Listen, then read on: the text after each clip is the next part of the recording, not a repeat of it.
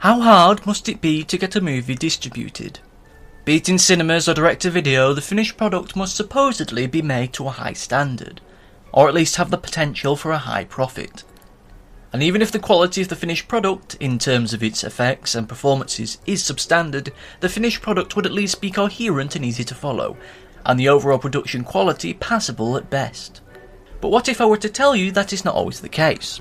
I'm Chris Hall, and today I bring you Suburban Sasquatch. This movie looks as though a group of friends decided to make a movie one day and bollocks to the end result. Suburban Sasquatch is a 2004 horror movie starring Bill Ulcer as Rick Harlan, the whiniest man on earth who happens to be a journalist, even though I'm fairly certain he doesn't know how to journalist. He decides to investigate a series of strange and bloody murders that he's certain has a sinister tilt to them, and it turns out he's right, as people are being killed by Bigfoot, who can teleport, pull people's arms off and stand on boxes. He's also unkillable, apart from when he's shot with magical arrows with cheap costume jewellery glued into them. Luckily, Pocahontas happens to be in a nearby field having a word with her grandfather, who seems to have only just gotten out of the shower, who happens to have lots of them, and he's hunting Bigfoot because that's what her tribe does. After Y hours of bad kills, bad sound, and the most confusing conversation ever committed to film, the two square off. But who will win? It's time for a death battle!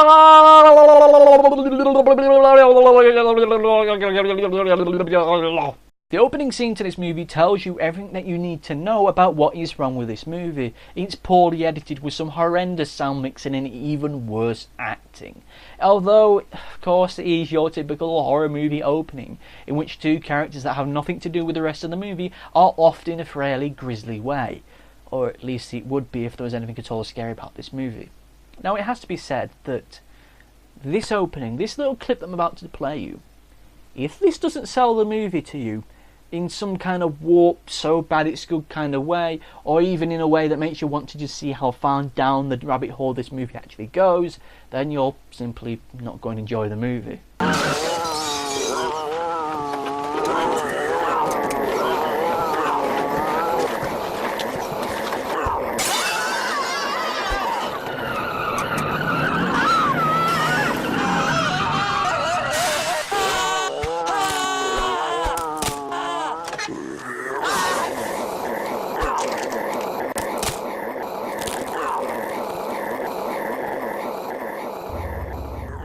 Sound is a major issue with this movie. I've not seen sound editing this bad in my entire life. And I know this is the internet and people are prone to exaggeration, but my god, this is just plain terrible. As it's plainly obvious that the only microphone that they have is the one in the single camera that they actually own for the production of this movie. And it's not helped at all by the fact that the actors often look away from the camera. Which, yes, if there was more than one camera available, then it would actually work. Then you get some interesting shots and some actual sound capture. But you don't. And I understand that given some of the wonderfully fantastic and creative shots within this movie, that sound capture was always going to be a little bit of an issue. However, you know, it's one of those instances where the director should really sit down and talk with his actors and just say, look guys, this is a very low budget movie. We've only got the one camera. The sound quality isn't that good, so if you could just turn and act towards the camera, that would be really good. Great guns. Man, we got two kids joyriding. And it seems like an accident with a deer and probably some lunatic. Why do you say that? Yeah, look how ripped up they are. That's not a typical homicide. But with that said, the director shouldn't really have to say that to his performers. I mean, it's the most basic aspect of performance, is performing towards your audience or towards the camera, not looking directly at it, not looking down the barrel of the camera, but at least performing in its general direction. Otherwise, you know, you lose a great percentage of the physical expressions both in the face and the body. This isn't, however, some kind of strange arcane acting technique that was written out on some great mountaintop in the far far dark reaches of the universe. No, no, no. This is basic instinctive stuff that everybody from an Oscar-winning actor to a nativity play donkey knows what to do and how to do it. You face your audience. It's basic. You know this pretty much from the moment that you're born, for crying out loud. Even people that aren't natural born actors know that if you've got an audience, you perform to them. If you've got a camera, you perform to it or around it in a way that you can still see the full spectrum of their facial expressions. And it really does say something for the quality of the actors when people in nursery school, primary school, children in their cots know to do this. Are you saying that Bigfoot is loose and killing people in a suburban town in Northeast America? That about sums it up. What am I supposed to take from looking at the back of your head? How am I supposed to gauge what your character's feeling or what your character's going through? Granted, a good portion of that should be taken from what you're saying and how you're saying it. But like I say, I can't hear that. And even when I can hear it, it's often delivered in a way which is wooden and bland and has absolutely no emotional depth to it whatsoever. I can't tell what you're feeling from what you're saying. And if I can't see your face, then I can't make a guess estimate as to what you are feeling. This is basic primary school level stuff here. Look, I am no professional actor. I am no seasoned performance artist. I am merely someone who has spent the past 7 years studying and practicing the theatre across many different disciplines and many different genres. Someone who's performed at numerous different live events, including theatre festivals and stand-up comedy nights, who's made some appearances in short movies, as well as the odd bit of voice work here and there. I am no expert, but at least I know that you're supposed to look towards your audience, or at least in its general direction, that you emote with a wide open body, that we can see everything you're saying and everything you're feeling, and at least if we can't hear it, we can gauge it from actually how you're moving and how you're carrying yourself. Primary school, no, baby level stuff here. Seriously. What? Why are you so eager to keep this quiet? Jeez, 2 months ago, when that convict was loose, you called in half of Polk County for help, and now we have a murder out there, and you're handling it alone?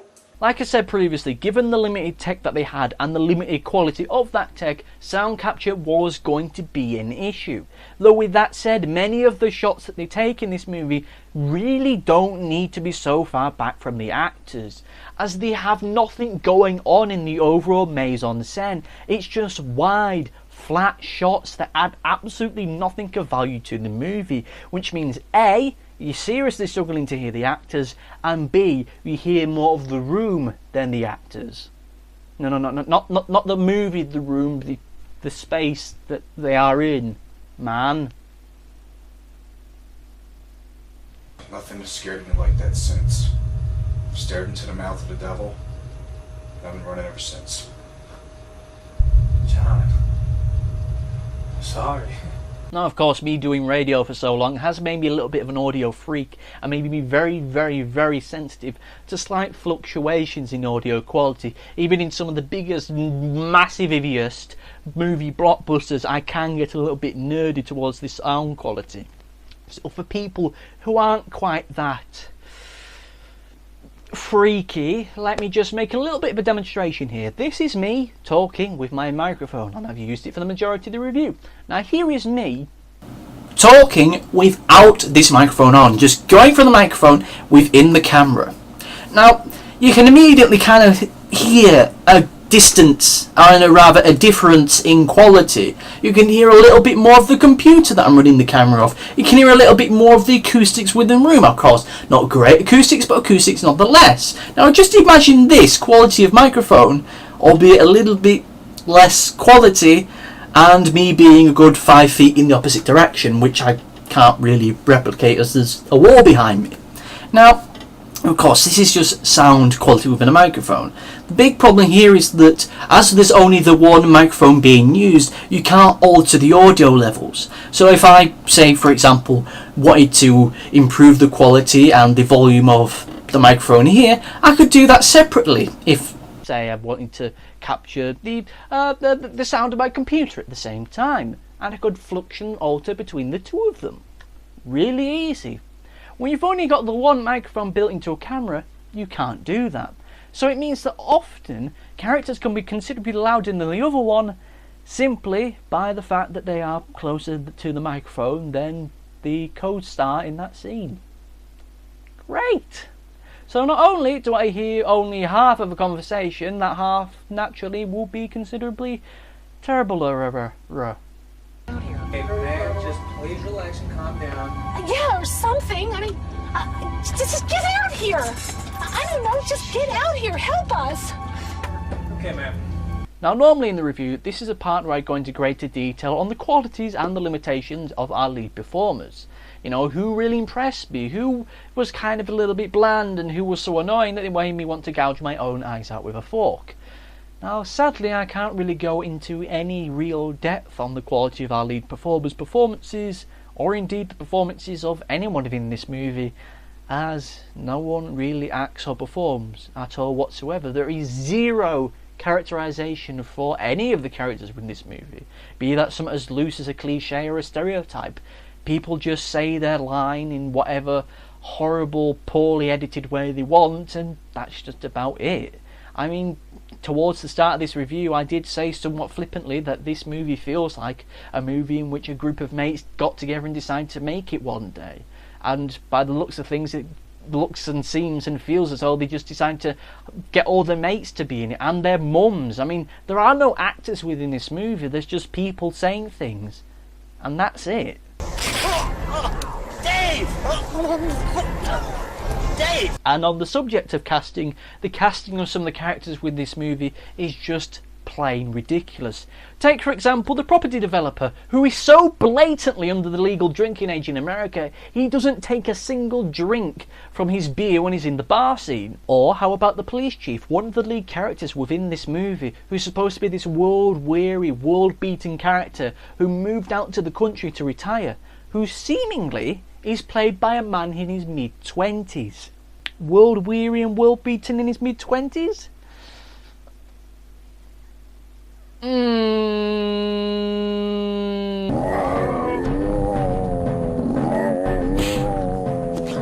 Even if the overall quality of the performers is fairly pants, having people within the roles who at least look the part would at least add some kind of credibility to proceedings.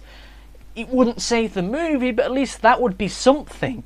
And maybe it would detract from the fact that they often reuse actors in other parts of the movie and making absolutely no attempt to cover up that fact. I want a story, alright? You are weak. You're not aggressive enough.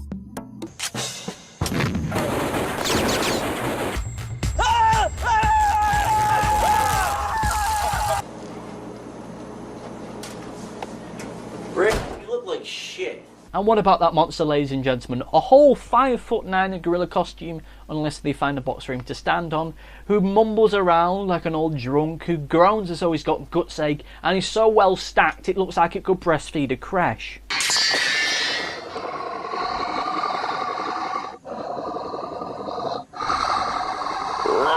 And the monster is the great mystery of this movie.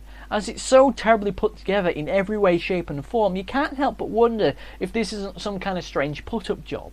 That this isn't some movie that's been made to be deliberately bad, because if that is the case, then it's been made by some strange evil genius who happens to be some kind of cinematic genius. As this movie is so horribly inept in every way, shape and form, only someone who is setting out to make it so bad would be able to make it so bad. No one can be this inept on their own without some kind of stimulus and some kind of initiative behind it. I mean, okay, granted, given the quality of the movies that the makers of this movie have made subsequently, it kind of suggests that it was simply them being crap, but if this was a deliberately bad movie, it would be genius. But as it is just a bad movie, it's just bad.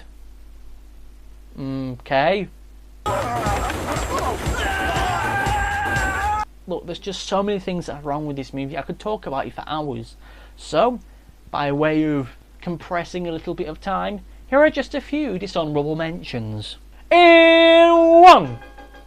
In need of sound effects, why not use stock ones, and bollocks to the audio quality. In 2. Can't get real police uniforms? Make your own out of felt and superglue. In 3.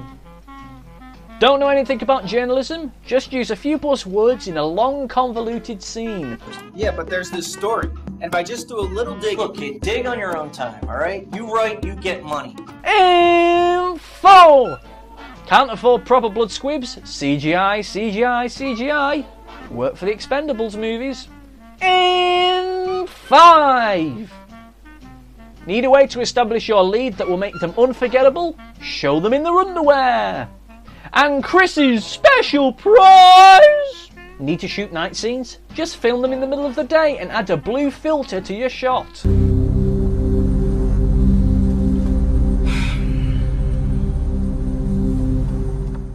So the big question, can I recommend it? Well, no. This is without a doubt the most inept movie I have ever seen, and I'm including Manos the Hands of Fate in that, as just about every area of this movie is made to the lowest possible standard, either out of sheer laziness or a sheer lack of skill. And whilst its lack of quality in every area should make it a very, very funny movie, it doesn't, as the novelty of its ineptitude fades away rather quickly, and all you're left with is a fairly limp movie that lacks in any charm or long-lasting appeal that would make it so bad it's good. And needless to say, it doesn't come a million miles to be a genuinely good one. In the end, it's just a poorly made, terribly forgettable movie. Nothing more, nothing less. So, there we have it, Suburban Sasquatch, a movie which is just bad. And that's just about it. Now, if you'll excuse me, I'm going to write my own movie, because if this movie can get distributed, any crap I come up with should be able to get it instantly! Hooray! Goodbye!